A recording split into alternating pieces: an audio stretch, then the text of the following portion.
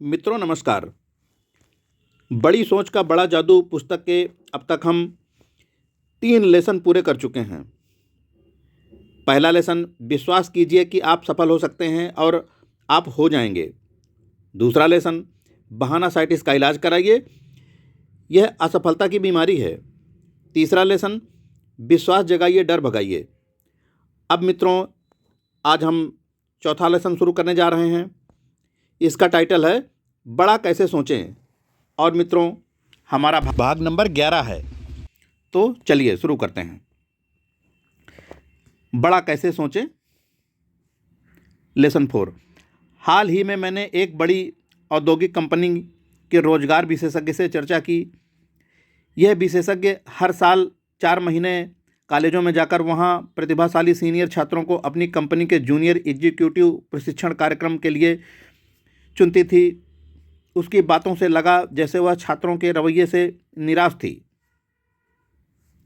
मैं हर दिन 8 से 12 ऐसे कॉलेज सीनियर्स का इंटरव्यू लेती हूं जो हमारे साथ काम करना चाहते हैं। हम इस स्क्रीनिंग इंटरव्यू में जिस बात पर सबसे ज़्यादा ध्यान देते हैं वह होती है उनकी प्रेरणा, उनका प्रयोजन। हम यह जानना चाहते हैं कि क्या यह आदमी कुछ साल बाद हमारे लिए बड़े प्रोजेक्ट कर सकता है, हमारे ब्रांच ऑफिस या फैक्ट्री को संभाल सकता है, या किसी और तरीके से कंपनी के लिए बड़ी जिम्मेदारी उठा सकता है। मुझे यह कहना पड़ेगा कि मैं जिन लोगों से चर्चा करती हूँ उनमें से ज़्यादातर सीनियर्स के व्यक्तिगत लक्ष्यों को देखकर मैं खुश नहीं हूँ। आपको यह जानकर हैरत होगी कि यह 22 साल के लड़के हमारी बाकी किसी चीज़ से ज़्यादा हमारे रिटायरमेंट प्लान में रुचि लेते हैं। उनका दूसरा पसंदीदा सवाल होता है, क्या मुझे घूमने को मिलेगा? उनमें से ज़्यादातर लोगों के लिए सफलता शब्द सुरक्षा का पर्यायवाची होता है। हम इस तरह के लोगों को अपनी कंपनी से जोड़ने का जोखिम क्यों उठाएं? आज के युवा बाकी बातों में तो इतने आधुनिक हो गए हैं, लेकिन मेरी समझ में यह नहीं आता कि वे अब भी अपने भविष्य के बारे में इतना संकुचित रवैया क्यों रखते हैं। हर दिन अवसर बढ़ते जा रहे हैं। वैज्ञानिक और औद्योगिक क्षेत्र में हमारा देश रिकॉर्ड तरक्की कर रहा है। हमारी जनसंख्या तेज़ी से बढ़ रही है। अगर अमेरिका में तरक्की का कोई युग है तो यही है। अगर अब इतने सारे लोगों का सोच इतना छोटा है तो इसका मतलब यह हुआ कि अगर आप सचमुच बड़ा सोचते हैं तो आपके सामने बहुत कम प्रतियोगिता है और आपके लिए एक बहुत बड़े करियर का रास्ता खुला हुआ है। सफलता के मामले में लोगों को इंच या पाउंड के हिसाब से नहीं नापा जाता, न ही उन्हें कॉलेज की डिग्रियों से या पारिवारिक पृष्ठभूमि के पैमाने से नापा जाता है। उन्हें तो उनके सोच के आकार से नापा जाता है। आप कितना बड़ा सोचते हैं, यही आपकी उपलब्धियों के आकार को तय करता है। देखते हैं कि हम किस तरह अपने सोच को बड़ा कर सकते हैं। कभी आपने खुद से पूछकर देखा है, मेरी सबसे बड़ी कमजोरी क्या है? शायद इंसान की सबसे बड़ी कमजोरी खुद का मूल्यांकन कम करने की होती है, यानी कि खुद को सस्ते में बेचने की कमजोरी। आत्ममूल्यांकन में कमी अनगिनत तरीकों से साफ दिखती है। जॉन अखबार में एक नौकरी का विज्ञापन देखता है। वह इसी तरह की नौकरी करना चाहता है, परंतु वह इसके लिए कोई कोशिश नहीं करता क्योंकि वह सोचता है मैं इस नौकरी के लिए पर्याप्त योग्य नहीं हूँ, इसलिए कोशिश करने की मेहनत क्यों करूँ। या जिम जोन के साथ डेटिंग पर जाना चाहता है, परंतु वह उससे नहीं पूछता क्योंकि उसे लगता है कि वह तैयार नहीं होगी। टॉम को लगता है कि मिस्टर रिचर्ड्स उसके माल के अच्छे ग्राहक हो सकते हैं, परंतु टॉम मिस्टर रिचर्ड्स से मिलने नहीं जाता। उसे लगता है कि मिस्टर रिचर्ड्स जैसे बड़े आदमी उससे नहीं मिलेंगे। पीट नौकरी का आवेदन भर कर रहा है। उसमें एक प्रश्न पूछा जाता है, आप शुरुआत में कितनी तनख्वाह चाहेंगे?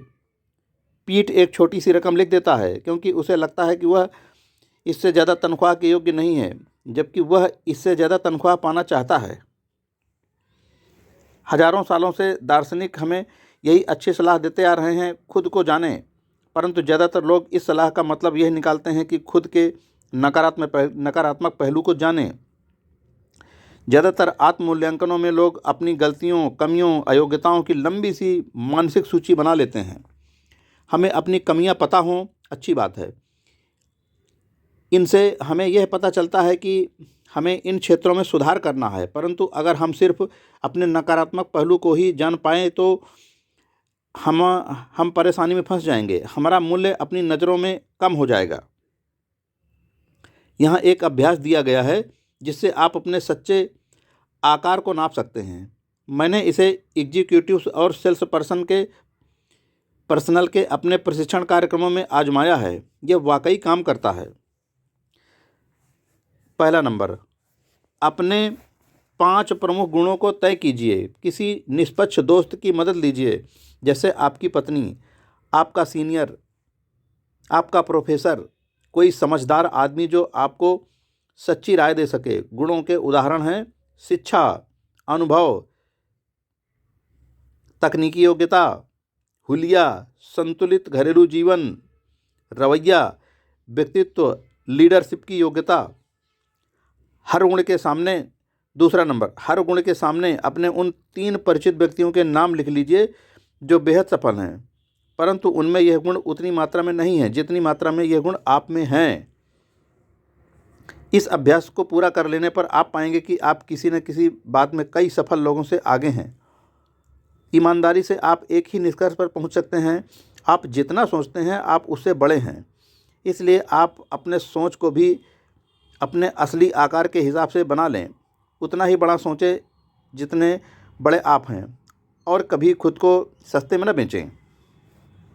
जो व्यक्ति अचल शब्द के लिए दुर्भेद शब्द का प्रयोग करता है या बचत की जगह मितव्ययिता शब्द का प्रयोग करता है, उसके बारे में हम यह जान जाते हैं कि उसकी शब्दावली का दायरा बड़ा है। परंतु क्या उसके पास एक बड़े चिंतक की शब्दावली है? शायद नहीं। जो लोग कठिन शब्दों का प्रयोग करते हैं, जो लोग ऐसे अलंकारिक वाक्यों का प्रयोग करते हैं जिन्हें समझने में आम लोगों को कठिनाई होती है, वे दरअसल दिखावटी और घमंडी लोग होते हैं, और दिखावटी लोग आमतौर पर छोटे चिंतक होते हैं। किसी आदमी की शब्दावली का महत्वपूर्ण पैमाना उसके शब्दों की संख्या का आकार नहीं है। असली महत्व की बात तो यह है कि उसके शब्दों का उस पर और सामने वाले पर क्या प्रभाव पड़ रहा है। यहाँ एक मूलभूत बात बताई जा रही है। हम शब्दों और वाक्यों में नहीं सोचते हैं, हम तस्वीरों या बिंबों में सोचते हैं। शब्द विचारों के लिए कच्चा माल हैं। जब इन्हें बोला जाता है या पढ़ा जाता है तो हमारा दिमागी कंप्यूटर इन शब्दों को अपने आप तस्वीरों में बदल लेता है। हर शब्द, हर वाक्य आपके दिमाग में एक जगह तस्वीर बनाता है। अगर कोई ये कहता है जिम ने एक नया स्पिरिट लेवल खरीदा है तो हमारे दिमाग में एक अलग तस्वीर बनती है। परंतु अगर आपको बताया जाता है जिम ने एक नया रेंच हाउस खरीदा है तो आपके दिमाग में दूसरी ही तस्वीर बनती है। हमारे दिमाग में अलग अलग तस्वीरें अलग अलग शब्दों की जगह से बनती हैं।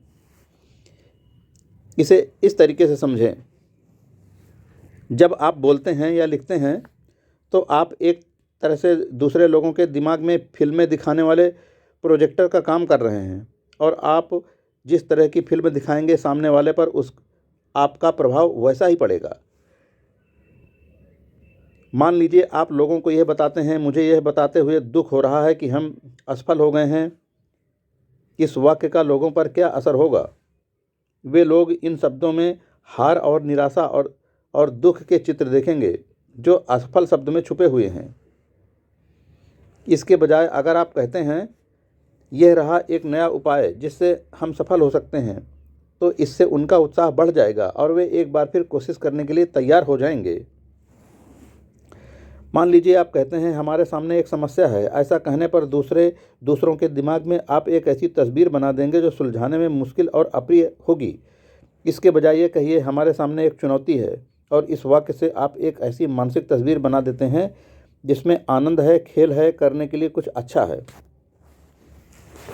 या किसी समूह से कहें हमने काफ़ी बड़ा खर्च कर डाला और लोगों को लगता है खर्च हुआ पैसा कभी वापस नहीं लौटेगा। निश्चित रूप से यह नकारात्मक वाक्य है। इसके बजाय ये कहिए हमने काफ़ी बड़ा निवेश किया है, और लोग एक ऐसी तस्वीर बना लेंगे जिसमें बाद में लाभ लौटता हुआ दिखता है, और यह एक बहुत सुखद दृश्य होता है। मुद्दे की बात यह है, बड़े चिंतकों में अपने और दूसरों के मस्तिष्क में सकारात्मक, प्रगतिशील और आशावादी तस्वीरें बनाने की कला होती है। बड़े सोच के लिए हमें ऐसे शब्दों और वाक्यों का प्रयोग करना चाहिए जो बड़े सकारात्मक मानसिक चित्र प्रदान कर सके। नीचे बाएं हाथ के कॉलम में कुछ वाक्य दिए गए हैं जिनसे छोटे नकारात्मक, निराशाजनक विचार उत्पन्न होते हैं। दाएं हाथ के कॉलम में उसी परिस्थिति को बड़े सकारात्मक अंदाज से में प्रस्तुत किया गया है। पढ़ते समय खुद से पूछें, मैं किस तरह के मानसिक चित्र को देख रहा हूँ। अब बाएं तरफ टेबल बनी है जिसमें ऊपर दिया गया है छोटे नकारात्मक मानसिक चित्र उत्पन्न करने वाले वाक्य। दाईं तरफ है बड़े सकारात्मक चित्र उत्पन्न करने वाले वाक्य। अच्छा, अब वाक्य नंबर 1 यानी सेंटेंस नंबर 1, इससे कोई फ़ायदा नहीं होगा, हम हार चुके हैं। अब इसी का सकारात्मक वाक्य, हम अभी हारे नहीं हैं, हम कोशिश करते रहेंगे। यह रहा एक नया उपाय जिससे हम सफल हो सकते हैं। दूसरा नकारात्मक चित्र, मैंने पहले भी यह बिजनेस किया था और मैं इसमें असफल हो गया था और अब दोबारा भूलकर कोशिश नहीं करूंगा।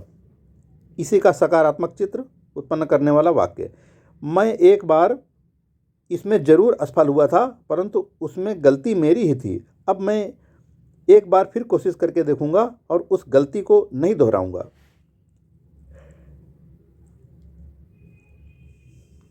अब नकारात्मक चित्र बनाने वाले नंबर 3, मैंने कोशिश करके देखा है परंतु यह माल बिकता ही नहीं है, लोग इसे नहीं खरीदना चाहते। अब इसी का सकारात्मक चित्र उत्पन्न करने वाला वाक्य, अब तक मैं यह माल नहीं बेच पाया हूँ परंतु मैं जानता हूँ कि यह अच्छा है और मैं ऐसा फार्मूला ढूंढ ही लूँगा जिससे यह धड़ाधड़ बिकने लगे। अब आ जाइए नंबर 4, नकारात्मक चित्र उत्पन्न करने वाला वाक्य, बाजार माल से आटा पड़ा है। सोचिए 75% संभावित माल तो पहले ही बिक चुका है। बेहतर है कि मैं इससे बाहर निकल जाऊं। अब सकारात्मक चित्र उत्पन्न करने वाला वाक्य, सोचिए 25% बाजार तो खुला पड़ा है, मैं बिल्कुल कोशिश करके देखूंगा, यह बहुत बड़ा अवसर है। 5वां नकारात्मक चित्र उत्पन्न करने वाला वाक्य, उनके ऑर्डर छोटे होते हैं, मैं अब उनके पास नहीं जाऊंगा। यही सकारात्मक वाक्य, उनके ऑर्डर अब तक छोटे हैं, मैं ऐसी योजना बनाता हूं जिससे वे मुझसे और ज़्यादा माल खरीदें। 6वां नकारात्मक वाक्य, आपकी कंपनी में चोटी पर पहुंचने में मुझे 5 साल लगेंगे और 5 साल बहुत लंबा समय है, मेरी इसमें कोई रुचि नहीं है। यही सकारात्मक वाक्य, 5 साल का समय ज़्यादा नहीं होता, ज़रा सोचिए, इसके बाद भी मेरे पास चोटी के पद पर रहने के लिए 30 साल का समय बचता है। 7वां नंबर नकारात्मक नंबर, प्रतियोगी कंपनी के पास हर लाभ हैं, मैं उनके विरुद्ध अपना माल कैसे बेच सकता हूँ। सकारात्मक वाक्य, प्रतियोगी कंपनी दमदार है, मैं इससे इनकार नहीं करता परंतु किसी के पास भी पूरे लाभ नहीं होते। हम बैठकर सोचें और ऐसा तरीका खोजें जिससे हम उन्हें हरा सकें। 8वां नकारात्मक वाक्य, कोई भी वह माल नहीं खरीदेगा। वही सकारात्मक वाक्य, वर्तमान स्वरूप में शायद इसे न बेचा जा सके परंतु हम कुछ परिवर्तनों के बारे में विचार करके इसे बेच सकते हैं। 9वां नकारात्मक वाक्य, हम तब तक इंतज़ार करें जब तक मंदी नहीं आ जाती, फिर हम स्टॉक खरीदेंगे। सकारात्मक वाक्य, हम अभी निवेश करते हैं, हम मंदी के बारे में भला क्यों सोचें, हम समृद्धि पर अपना पैसा क्यों न लगाएं। 10वां नकारात्मक वाक्य, मैं इस काम के लिए ज़्यादा युवा हूँ या बूढ़ा हूँ।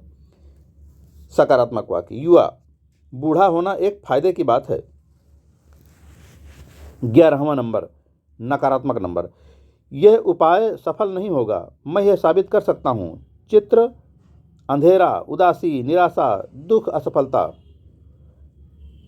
अब यही सकारात्मक विचार, यह उपाय सफल होगा, मैं यह साबित कर सकता हूँ। चित्र, चमकीला, आशा, सफलता, आनंद, विजय। मित्रों, अब हम अपना भाग नंबर 11 यहीं पर पूरा करते हैं। फिर अपने भाग नंबर 12 में टाइटल होगा बड़े चिंतक की शब्दावली विकसित करने के 4 तरीके। दोस्तों, बड़ी सोच का बड़ा जादू पुस्तक को सुनते रहिए और इसमें दिए गए जो लेखक के अमूल्य सुझाव हैं, अमूल्य विचार हैं, उनको अपने अमल में लाइए, अपने व्यक्तित्व में उतारिए और मिशन फाइनेंशियल फ्रीडम की ओर कदम बढ़ाइए, सफलता पाइए। जय हिंद फ्रेंड्स।